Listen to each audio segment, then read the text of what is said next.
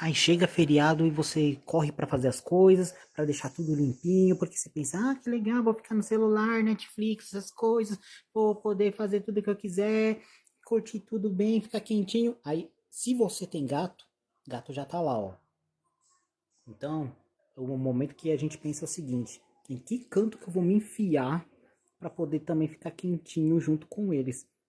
E você acha que isso é besta? Besta é nós que fica se matando aí pra poder arrumar as coisas.